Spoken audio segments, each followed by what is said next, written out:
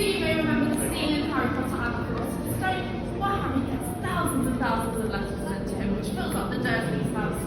Now, Chris Columbus, when he first read the book, he actually thought that this was going to have to be created using CGI, so he thought it was going to be too complicated. But John Richardson, our special effects supervisor, and his team turned around and said, no, we are going to make this happen live on set. So what he did is he actually went to a post office, he got letter sorting machines, he then adapted them to the footage, went to the door, we also had the fireplace, several around the room, and we also had team members as well on ladders throwing in letters into the room as well to create that effect. So they then would have been filled all the way to the top with these lovely letters here. Now these were designed by our graphic designers, Mina Lima. Keep an eye out for all of their work on tour. They are absolutely fantastic. They did so much for the film. They even worked with some fantastic pieces as well. They have a great attention to detail, so much. So do keep an eye out for their work. It's so impressive.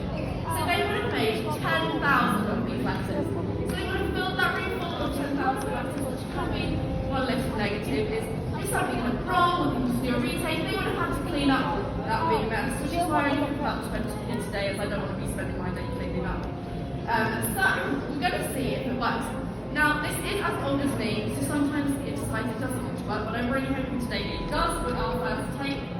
So this is the time to make sure you've got your cameras ready and a view of this door. Now if any letters do fly off the stage, if you could please pop them back as I do need them, that would be amazing. Now this is going to be very quick, so make sure you've got your cameras ready. Okay, so in 3, 2, 1. Oh! And there you have our very own letter fire.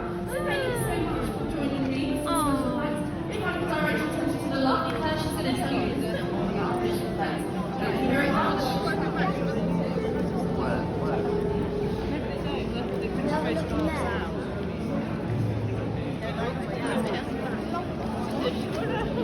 Thank you to the lovely Rebecca. As she mentioned, I am going to be showing you a visual effect in just a moment. So a visual effect is anything digital, anything done with CGI. Quite a lot of the Harry Potter films did use this, but it was most of the later films. In fact, what they were trying to do in filming is do as much with special effects as possible, and only if they couldn't or if it would be too dangerous would they move on to visual effects. One quite notably, that you've probably all heard of, is green screen. I'm sure you've heard of green screen, right? Yep. Of course you have. All worthy of being Ravenclaws, I think. What you might not know is that it's a special colour which has a special name. It is called chroma key green that they use for the special colour. Can I get an ooh for my fancy words? Ooh. Thank you very much. Basically, they use this colour because it never appears in anyone's skin tone, no matter where you're from. So it's very useful to put on a computer, find it using that computer, and then delete it completely from the image and replace it with whatever you want. A few years ago, you may have seen this happening to the Queen, poor lady. She wore a lovely green outfit, which was then summarily removed by a lot of other people and replaced with various other cool outfits for our head matriarch. So what we're going to do here today is going to show you how the invisibility cloak works, because it was using green screen. In fact, we have an example of an invisibility cloak right here. This is not the real one, that's probably worth more than my entire wage packet for several thousand years. But this is an example of how it would have looked. It was designed by Juliana Makovsky in the first film. On the outside, it's beautiful, ancient, Celtic, very fluid, very gorgeous work of art. On the inside, it's even cooler. It's our lovely chroma key green. Now, occasionally they would use a different colour in filming. It's called chroma key blue. Surprise, surprise, that is blue.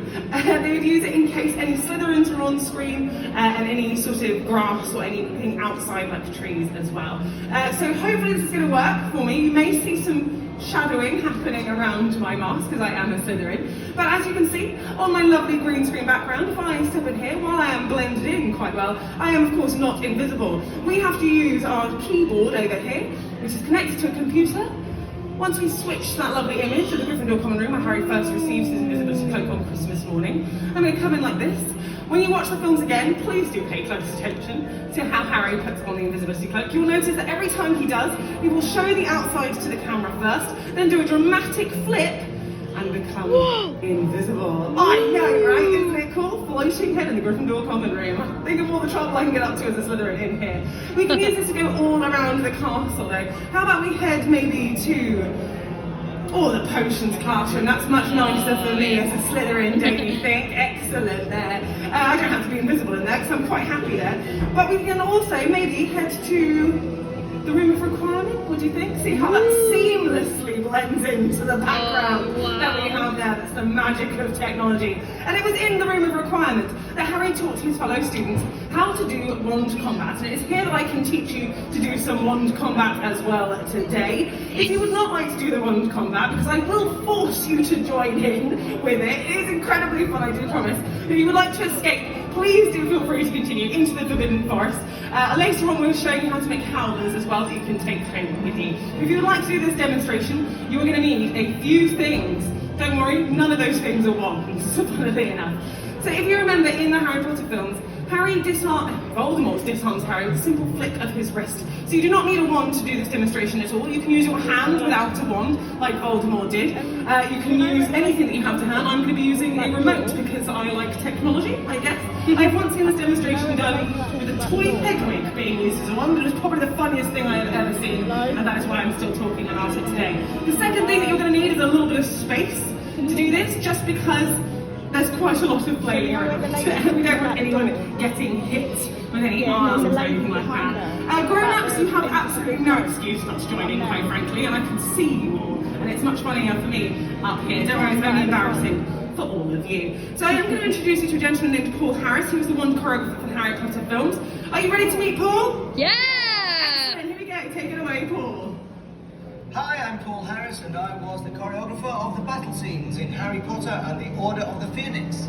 Along with the director David Yates, I created and developed the physical language for fighting with the wand known as wand combat. Okay, get ready, here comes move number one. So now let's try move number one. Start with your knees bent, body nice and straight. Bring the arm above the head with a clean curve. The wand aimed directly at the enemy. Bring the wand forward of the head and whip it back. Now let's see you try. You all looked very cool for all those who are joining in, all you grown-ups.